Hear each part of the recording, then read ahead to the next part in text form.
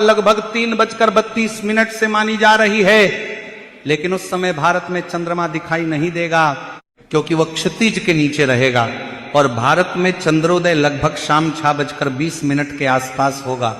चंद्रमा के उदय के बाद ग्रहण का अंतिम भाग भारत में दिखाई देगा। ग्रहण की समाप्ति लगभग शाम 6:45 पर होगी।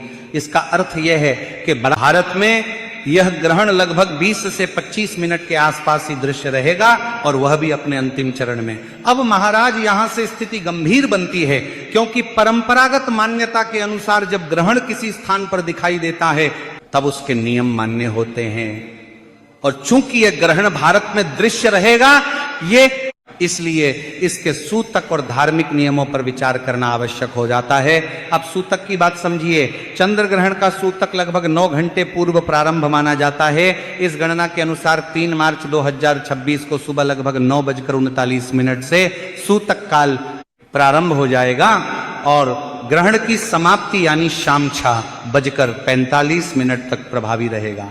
और यहीं से भक्तों के मन में सबसे बड़ा प्रश्न उठता है कि यदि 3 मार्च को सुबह से सूतक लग जाएगा और शाम को ग्रहण रहेगा, तो क्या उसी दिन होलिका दहन किया जा सकता है? क्या रंगों वाली होली उसी दिन खेली जा सकती है या फिर तिथि बदलनी होगी?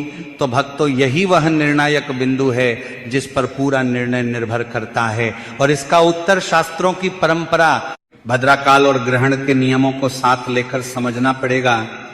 तो महाराज, शास्त्रों के अनुसार होलिका दहन पूर्णिमा तिथि में ही किया जाता है, लेकिन केवल पूर्णिमा होना पर्याप्त नहीं है, क्योंकि इस बार होलिका दहन पर भद्रा का साया भी रहेगा और भद्राकाल को परंपरागत ज्योतिष में अशुभ समय माना गया है, विशेषकर अग्नि से जुड़े और मांगलिक कार्यों के लिए। होलिका दहन स्वयं अग्नि का उत्सव है, इसलिए भद्रा काल में होलिका दहन करना शास्त्र सम्मत नहीं माना जाता है। तो महाराज, अब स्थिति को ध्यान से समझिए। 2 मार्च की शाम के समय भद्रा का प्रभाव रहेगा। इसका अर्थ यह हुआ कि सामान्य रूप से शाम को होलिका दहन करना उचित नहीं होगा। यही कारण है कि लोग असमंजस में हैं। यदि 2 मार्च की शाम भद्रा है और 3 मार्च को ग्रहण है, तो फिर दहन कब किया जाए?